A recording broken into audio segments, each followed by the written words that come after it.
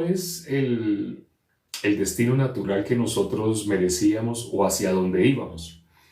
Las personas, sin conocer lo que está en la Biblia, piensan en sus buenas intenciones, mirándose a sí mismos.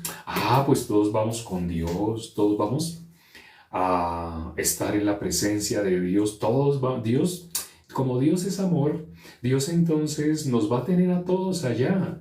Dios no va a desechar a nadie, no, no. Así hablan las personas y hasta le dan énfasis. Claro que Dios nos va a llevar todos cuando tengamos que dejar este cuerpo, vamos a ir con Él. Así se expresan las personas por desconocimiento de la palabra de Dios, por desconocimiento. Nuestro Señor Jesucristo dijo, en Mateo capítulo 25, versículo 46, dijo nuestro Señor Jesucristo, hablando de los pecadores, irán estos al castigo eterno. Esto no se suele enseñar. Muchas personas se sorprenden. ¿Cómo así que los pecadores irán al castigo eterno? Entonces, todo el mundo tiene que ir al castigo eterno. Esa es la condición natural. Todo ser humano, ¿a dónde tenía que ir? Al castigo eterno. Y ciertamente son muchos bíblicamente. Lo dice Mateo capítulo 5, versículo 13. Son muchos los que entran así por la puerta ancha, la que lleva a la perdición. El castigo eterno. Sí, hoy estamos sin micrófono, voy a tratar de hablar un poquito más duro. Hoy estamos sin micrófono, gracias, que la hermana escribió. Pero ya pronto tendremos micrófono. De momento me va a tocar hablar un poquito más duro solamente. El castigo eterno. ¿Por qué la Biblia habla del castigo eterno? ¿Por qué nuestro Señor Jesucristo mencionó así? Suena feo, ¿no? Así eternamente. ¿Hay personas que eternamente van a ser castigadas? Sí. Aquí se ve algo que parece muy doloroso, ¿no? ¿Por qué Dios tenía que afligir tanto a estas naciones? No sé si ustedes se dieron cuenta, pero aquí aparece. Hago esta pregunta. ¿Sí se dieron cuenta? A medida que íbamos leyendo, ¿sí se dieron cuenta estas naciones por qué iban a ser afligidas? ¿Por qué tanta aflicción? Porque lo que se ve acá es el dolor que inevitablemente iban a experimentar. Pregunta. ¿Por qué? ¿Por qué estas naciones iban a ser afligidas? ¿Por qué viene la aflicción? ¿A qué se debe? ¿Cuál es la idea por la cual Dios permite? ¿Quién será aquel que diga que sucedió algo que el Señor no mandó? ¿Por qué? ¿Por qué Dios permite así la aflicción? Pregunto. Así como le permitió a estas naciones, aquí está escrito por qué. No sé si se dieron cuenta. Oigan, tenían otros dioses. Bien, excelente. Excelente. Esa era la respuesta de lo que aquí está escrito. Ciertamente quienes escribieron para bendecir, para que reciban la salvación, ciertamente quienes escribieron así también. Pero, ¿cuál es la causa que hace que una persona atraiga sobre sí la aflicción? Las personas, cuando uno habla con las personas en modo natural, así, en la calle uno va y va a hablar humanamente, uno va a hablar con las personas humanamente. ¿Qué dicen las personas? Ay, es que ese presidente, casi siempre le echan la culpa, ¿no? Casi siempre a los políticos. Ay, es que si no fuera por esos políticos corruptos, así hablan las personas. ¿Por qué hablan así? ¿Por qué alguien dice político corrupto? Porque se imagina que debe existir un político que no sea corrupto. Generalmente, ¿en quién el ser humano pone su esperanza? A ese político que asesinaron, ese tenía que ser. ¿Por qué ese político? Las personas, ¿por qué hablan así?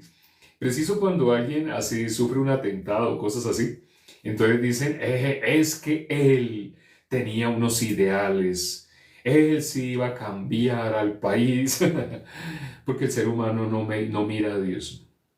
Eso, el ser humano se expresa así porque no tiene la mira en Dios. Entonces, ¿dónde tiene la mira?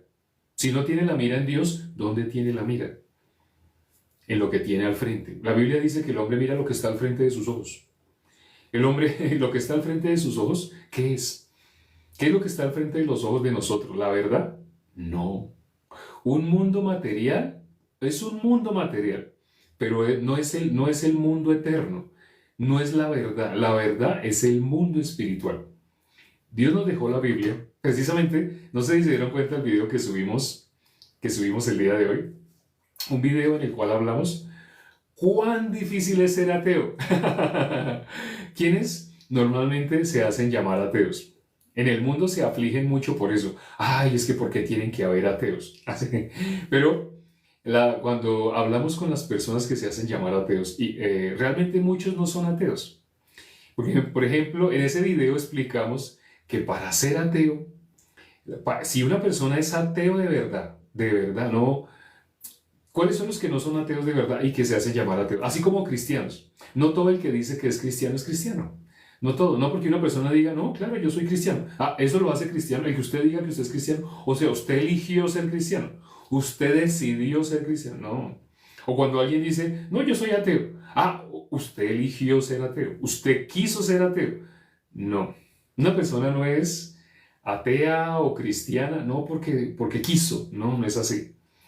Bíblicamente todo ser humano está separado de Dios. Desde antes de nacer, todo ser humano como nace, separado de Dios. Bíblicamente, así bíblicamente podemos ver, todo ser humano nace separado de Dios. Eso es lo que nos muestra la palabra de Dios. ¿El ser humano lo sabe? No lo sabe. Por eso el ser humano piensa que no necesita la salvación. Cuando les preguntamos si son salvos, muchos se sorprenden. Cuando le hacemos esa pregunta, ¿tú eres salvo? Muchos dicen, por supuesto. Así dicen, pero como nadie me había hecho esa pregunta, ¿por qué la gente se sorprende ante la pregunta de si eres salvo? Porque las personas no conocen que la Biblia dice que todo ser humano está destituido de la gloria de Dios por el pecado. Eso es lo que dice Romanos 3:23. ¿Qué hace el pecado? Dejó a toda la humanidad destituida de la gloria de Dios. O como lo dice Romanos capítulo 5, versículo 12. Por un hombre entró el pecado al mundo, se refiere a Adán. Por lo tanto, la muerte pasó a todos los hombres. Entonces, ¿los hombres en qué condición están? En modo natural. El ser humano en modo natural está muerto. No sé si se acuerdan cuando nuestro Señor Jesucristo hablaba con los fariseos el día que le dio la vista a ese ciego de nacimiento. 38 años, no sé si se acuerdan, está en Juan capítulo 9. Y los discípulos dijeron, ¿por qué nació ciego? ¿Por el pecado de sus padres o por el pecado de él mismo? Así. Entonces le dijo, no, es que ni pecó ni que hayan pecado sus. Vamos a leerlo textualmente. Juan capítulo 9. Dice el versículo 2, y le preguntaron sus discípulos, diciendo, Rabí, ¿quién pecó, o sus padres para que haya nacido ciego? Respondió Jesús, no es que pecó ni sus padres, sino para que las obras de Dios se manifiesten en él. Ahora, ¿por qué Jesús dijo de esa manera? Si leemos el versículo 1, ahí hay un secreto. Presten atención a lo que dice el versículo 1. El versículo 1 dice, al pasar Jesús vio a un hombre ciego de nacimiento. O sea, había muchas personas enfermas, como en el estanque de Betesda, en el capítulo 5 de Juan. Habían muchos enfermos, habían muchos ciegos. Pero ¿qué hizo que Jesús fijara su vista en esta persona en especial? Cuando leemos el resto de la historia entendemos por qué fue que Jesús fijó su vista. ¿Qué fue lo que hizo Dios? ¿Qué fue lo que vio nuestro Señor Jesucristo para que haya mirado a ese ciego? Habían muchas personas, pero ¿por qué Jesús miró a ese ciego? Que Jesús quería que le dieran aplausos por darle vista a un ciego. ¿Esa era la intención? Hoy precisamente, gracias a Dios, estaba mirando uno de los videos que estábamos editando y alguien preguntaba que mayores cosas nosotros vamos a hacer porque Jesús fue al Padre. Entonces esa persona hablaba en modo natural. Quien hizo esa pregunta hablaba de milagros físicos, hablaba de resucitar muertos, dar vista, pero fue el hermano Andrés, le escribió muy sabiamente. Le dijo, ¿qué sentido tiene que una persona recobre la vista en este cuerpo, deje de ser ciego y su alma se vaya al infierno? ¿Cuál es mayor milagro entonces? ¿Cuál es mayor milagro? ¿Que una persona recobre la vista o que una persona pase de la potestad de Satanás a Dios? El milagro más grande es lograr pasar a una persona de la potestad de Satanás a Dios. Cuando Jesús dijo, mayores cosas harán porque yo voy al Padre. Mientras estuvo aquí nuestro Señor Jesucristo, ¿quién pudo recibir la salvación? No sé si se dieron cuenta, pero por ejemplo cuando leemos Mateo 23, Jesús, ¿qué les tiene que decir? Ya Jesús va al choque. Normalmente nosotros cuando estamos compartiendo con las personas, normalmente nosotros tratamos de ganar el corazón, tratamos de ser muy amables al principio. Pero cuando esa persona insiste en ser más terco que una mula, entonces nosotros también vamos al choque. ¿Qué es ir al choque? No me refiero a golpes, aunque hago ese gesto, ir al choque es ya decirle de frente, usted es hijo del diablo, ya decírselo de frente. En Mateo 23, Jesús les dice, 7 veces les dice, serpientes, hipócritas, hipócritas. Varias veces les dice, serpientes, generación de víboras. O sea, hay personas que cuando leen ese capítulo dicen, yo no me imagino a Jesús diciendo eso. Uy, los está insultando. No les está insultando, les está diciendo la verdad. Jesús no insulta. Aunque se ve Jesús enojado y se ve que Jesús les está gritando, pero Jesús no les está diciendo groserías, les está diciendo la verdad. Jesús no es un inventor o porque está enojado, no. Jesús les dice la verdad. Por ejemplo, en Juan 2, cuando llega al templo y ve que están haciendo una mercadería y empieza a volcar las mesas y hace un azote de cuerdas, voltea las jaulas, ¡fua, fua! Echa afuera. En ese momento, a pesar de que está enojado, pero él es la verdad. Cuando él dijo que han hecho la casa de Dios cueva de ladrones, eso no sucede en la actualidad. No han hecho la casa de Dios cueva de ladrones. La palabra iglesia en esta época no es una cueva de ladrones. ¿Acaso no? ¿Acaso no? En esta época es diferente. Han hecho de la casa de Dios, de la palabra iglesia. ¿Qué han hecho de la palabra iglesia? Han hecho mercadería. Han hecho mercadería. Ahora todo se trata de técnicas humanas para sacarle el dinero a las personas. No les anuncian el evangelio. Nunca los pasan de la potestad de Satanás a Dios. Nunca los pasan de las tinieblas a la luz. Nunca. Solo los hacen sentir bien y les dicen que ya son hijos de Dios. Y las personas repiten como loros, claro, yo soy hijo de Dios, claro, por supuesto. ¿Por qué? Porque yo trato de hacer bien. Entre más uno oye hablar a las personas, ¿qué están diciendo? ¿Qué camino están recorriendo para querer ser hijos de Dios? ¿Qué camino? ¿Por dónde están queriendo llegar al cielo? ¿Por cualquier otro lado diferente a la puerta? Solamente por la puerta. El que tratase de entrar por otro lado va a ser echado a las tinieblas de afuera. Eso está escrito en la palabra. Lo que estamos diciendo y lo que estamos parafraseando son versículos de la Biblia. Aquí nuestro Señor Jesucristo, ¿por qué fijó la mirada? El último versículo que leímos fue Juan capítulo 9, versículo 1. Nuestro Señor Jesucristo miró a un ciego. ¿Por qué Jesús lo miró? Me hago esta pregunta. ¿Por qué Jesús miró hasta aquí? Dice el versículo 1, leámoslo. Al pasar Jesús vio a un ciego de nacimiento. ¿Por qué Jesús lo vio? Para que los discípulos le hayan preguntado es porque vieron que Jesús cambió, iba en su transcurso natural, pero alteró su paso porque vio a alguien en especial. Vio a un ciego. Entonces los discípulos, ahí fue cuando le hicieron la pregunta. Como vieron que Jesús fijó la mirada en él, entonces, para glorificar al Padre. ¿Pero por qué ese ciego? ¿Por qué no otro ciego? Habían más ciegos, ¿por qué tenía que ser ese? Entonces, la pregunta más específica. Porque vio fe. Excelente. Vio que tenía un corazón esperando al Mesías. Las personas a quienes Jesús se les manifestó, a quienes Jesús les habló, por ejemplo, en el caso, ¿ustedes se acuerdan en Juan 4? Estamos en Juan. Juan es impresionante este libro. Cuando miramos Juan capítulo 4, aparece la mujer samaritana. ¿Qué dice la palabra? No sé si se acuerdan qué dice de esa mujer samaritana. De Samaria, más exactamente qué dice de Samaria. ¿Sí se acuerda? ¿Alguien se acuerda? Dice el capítulo 4, versículo 3. Miremos qué dice Juan 4:3. Dice, salió de Judea y se fue otra vez a Galilea y le era necesario pasar por Samaria. ¿Sí se acuerdan, no? ¿Le era qué? Le era necesario pasar por Samaria. ¿Por qué? hago esta pregunta, ¿por qué le era necesario pasar por Samaria? ¿Por qué? ¿Por qué? O sea, él iba para Galilea, pero ¿por qué? ¿Por qué le era necesario? ¿Por qué aparece esa frase? Le era necesario pasar por Samaria. ¿Por qué? Había fe. Había fe. Pero, ¿qué es? O sea, ¿cómo Jesús encuentra fe en un pueblo que todavía no ha recibido la salvación? ¿Cómo puede Jesús encontrar fe en personas que no son salvas? Le era necesario pasar por mí. Sí, sí, sí. Cuando dice le era necesario pasar, todos los que han recibido la salvación, le era necesario pasar por donde estaban los hermanos que han recibido la salvación.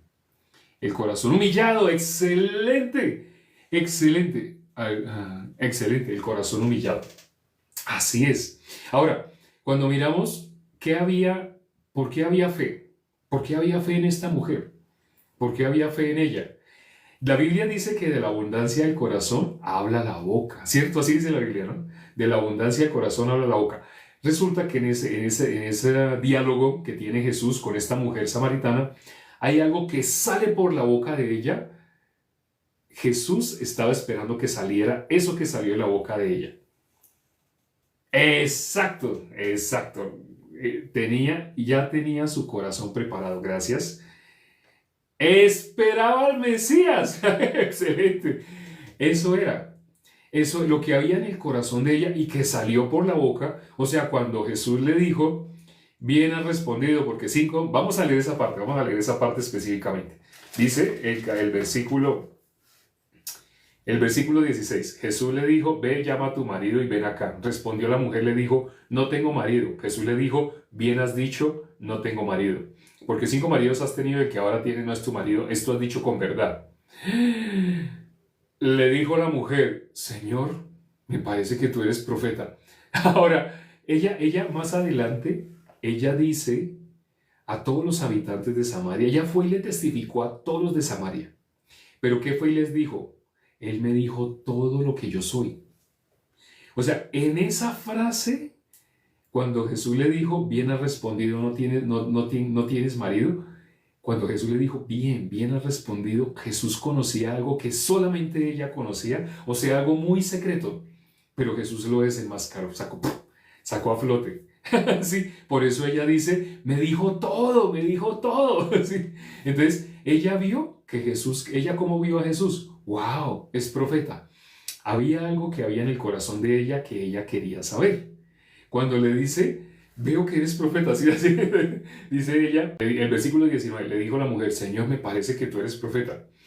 Y le dice Jesús le dijo a la mujer, el versículo 25, le dijo a la mujer, sé que ha de venir el Mesías llamado el Cristo. Cuando Él venga, nos declarará todas las cosas. Jesús le dijo, yo soy el que habla contigo. Esa escena es muy bonita, ¿no? Nuestro Señor Jesucristo, que le dice, yo soy, cuando ella dice, volvámoslo a leer, ella dice, sé que ha de venir el Mesías llamado el Cristo. Cuando Él venga, nos declarará todas las cosas. Ella tenía claro, o sea, ella, por haber nacido en Samaria, ella desde niña habrá escuchado las Escrituras. Curiosamente, ¿quiénes eran instruidos en las Escrituras? ¿A quiénes se les dedicaba tiempo para enseñarles las Escrituras? Pregunto, ¿a los niños o a las niñas? ¿A quiénes se les dedicaba tiempo para enseñarles las Escrituras? A los niños, a las niñas no. Pero esta mujer había escuchado y se le había quedado en el corazón. No por nosotros desde niños memorizando, los niños varones desde niños les daban juguete. ¿Qué tenía que hacer un niño? Memorizarse las Escrituras. Entonces desde bebés eran instruidos a vara, pruna, aprenda. Por nacer siendo varón, tiene que memorizarse las Escrituras. Entonces, los niños se memorizaban las Escrituras, las niñas no. Las niñas podían hacer otras cosas, ayudar a la mamá, pero el niño, los bebés, desde bebés, una cosa tenían que hacer, todos los bebés, por haber nacido ahí, tenían que memorizarse las Escrituras. Pero curioso, ella no tenía que memorizárselas, pero ¿sabe dónde ella las tenía? Ella no las tenía acá. Ella no podía recitar Génesis, Deuteronomio, Levítico, no podía recitarlo así como un niño. Pero ella tenía algo que no tenía un niño. Ella tenía en su corazón el sentido por el cual está la palabra. No es necesario memorizarse toda la Biblia. Es necesario lo que esta mujer tenía en el corazón. Esta mujer no tenía toda la Biblia en el corazón, pero tenía lo más importante. ¿Qué tenía en el corazón esta mujer? Sé que ha de venir el Mesías. Curioso, todas las demás personas que se le atravesaron a Jesús, ¿ellos estaban esperando al Mesías? Esta mujer sí estaba esperando al Mesías. Esta mujer tenía una esperanza. Tal vez ella escuchaba detrás de las paredes, tal vez ella escuchaba en las sinagogas, tal vez ella se hacía contra la pared y ella escuchaba. La única forma de que le dejaran escuchar la palabra, porque que se la soltaran para que ella la leyera, le pegarían donde ella trate de leerla, le hubieran dado, pero le hubieran dado correa, ¡pra! O con la vara, ¡pa! Pero esta mujer, ¿cómo hizo para escuchar? Sé que ha de venir el Mesías. O sea, todo lo que está en el Antiguo Testamento, todo lo que está en el Antiguo Testamento tiene un sentido. Jesús dijo, era necesario, Jesús lo dijo en Lucas capítulo 24, versículo 44, era necesario que se cumpliera todo lo que está escrito de mí en la ley de Moisés, en los salmos, en los profetas. Así dice, era necesario que se cumpliera todo lo que está escrito de mí. ¿De Jesús? ¿Acaso Jesús es el Mesías? Porque el Antiguo Testamento lo que habla es del Mesías. Algunas personas no ven así. Algunas personas cuando ven el Antiguo Testamento solamente ven, bendito seré en mi entrar, bendito en mi salir, Dios me va a colocar, reclamo esa promesa, Dios me va a poner por cabeza y no por cola. Hay personas que cuando leen la Biblia solo ven para mi carne, para mi carne, para mi carne, para las cosas que yo tengo, para mis caminos, para mis planes. Hay gente que ve la Biblia así. Pero esta mujer no vio la Biblia. Tan raro, ¿no? Esta mujer tenía una óptica diferente. ¿Ya se dan cuenta por qué sí había fe en esta mujer? Porque esta mujer estaba en su corazón, ella estaba esperando al Mesías. Hermoso, ¿no? ¿Ya entienden por qué le era necesario pasar por Samaria? ¿Quién era Jesús? El Mesías. ¿Quién era Jesús? El Cristo. Cuando ella le dice, sé que ha de venir el Mesías, Jesús le dijo, yo soy, aquí estoy. ¿Me estaba esperando? Aquí estoy. Muy hermoso, ¿no? Maravilloso. Así como esta mujer se expresa, es maravilloso. Y lo que Jesús le dice, más maravilloso. Por eso ella le dice, Él me dijo todo. Así dice ella más adelante. El versículo 39. Y muchos de los samaritanos de aquella ciudad creyeron en Él por la palabra de la mujer que daba testimonio diciendo, me dijo todo lo que he hecho. ¿Qué había dicho ella en el versículo 25? Sé que ha de venir el Mesías llamado el Cristo. Cuando Él venga nos declarará todas las cosas. Así dice ella, ¿no? ¿Nos declarará algunas? No, nos declarará todas las cosas. Y cuando ella da testimonio de haber encontrado al Cristo, miren cómo da testimonio. El versículo 39.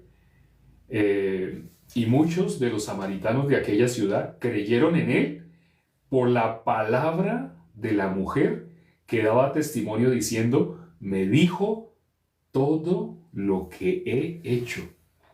Esto es inentendible para muchas personas, pero espere, solamente conversó con ella unos minutos, ahí intercambiaron palabras, porque ella se expresa así.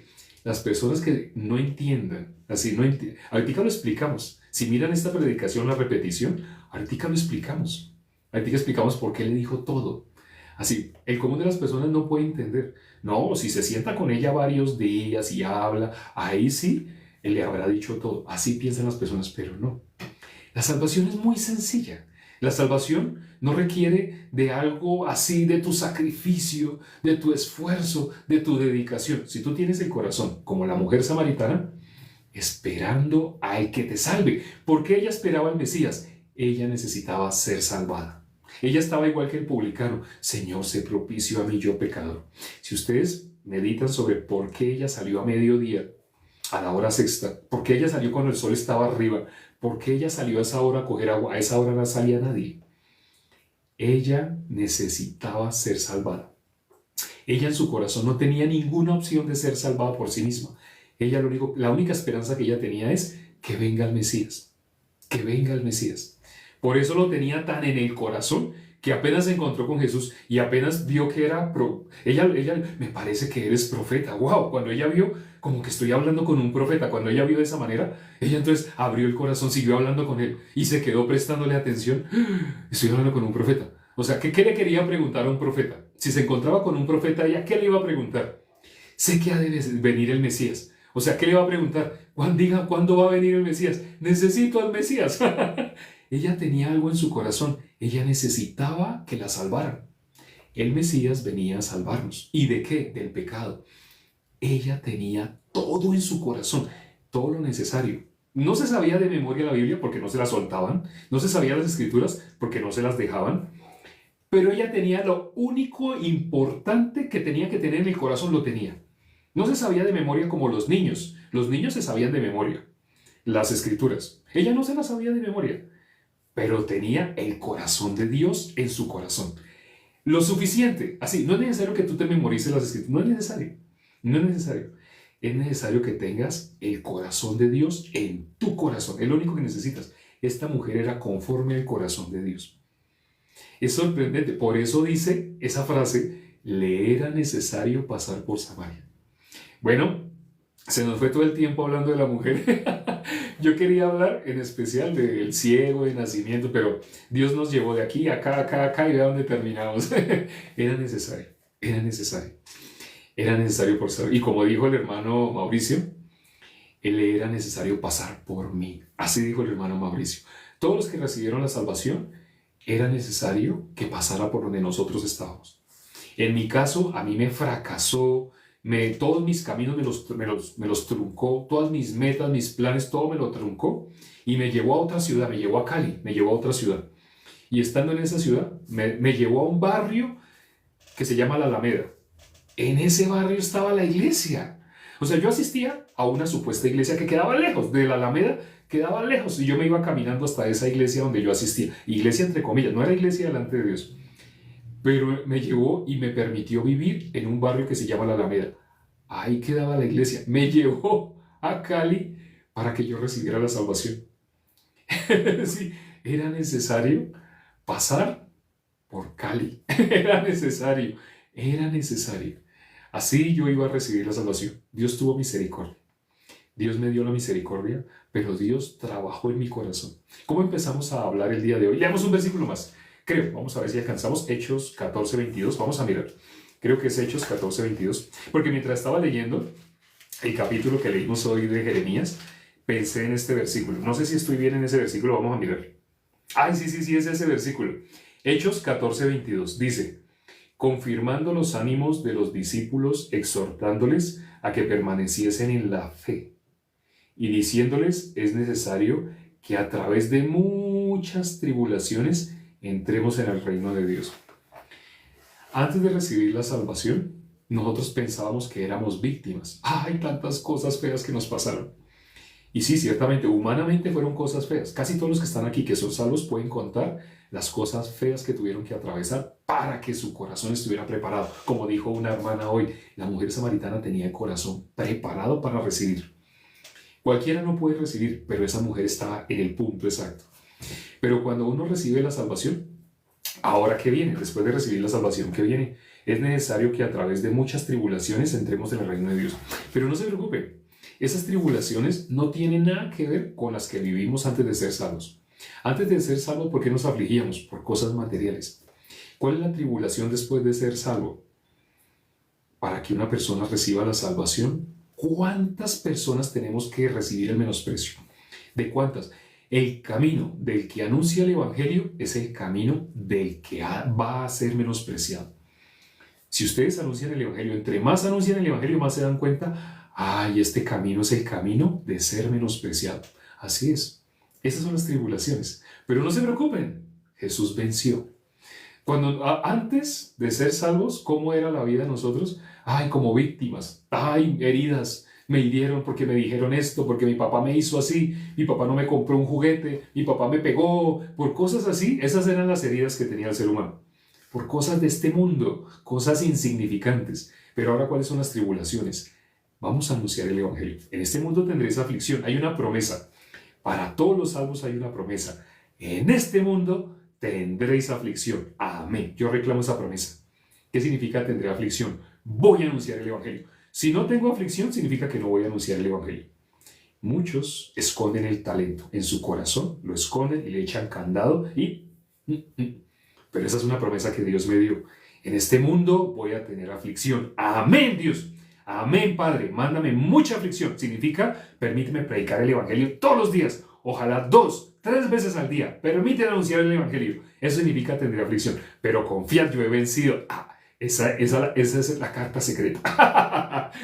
No estoy solo. Jesús me dijo, yo estoy contigo todos los días de tu vida. Así dijo. Yo estaré con vosotros todos los días de tu vida. El resto de las personas, ¿a dónde va? Están yendo al infierno.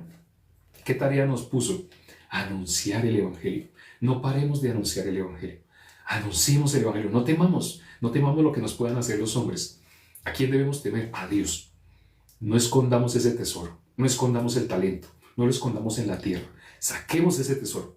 Anunciémoslo. En esta época tenemos unos medios digitales. Estas plataformas, no sé si Facebook, YouTube, otras, pero hay muchas plataformas a través de las cuales podemos anunciar.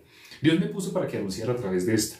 Y bueno, YouTube lo usamos como almacenaje, solo para subir ahí. No estamos haciendo nada ahí para viralizar. Aquí sí.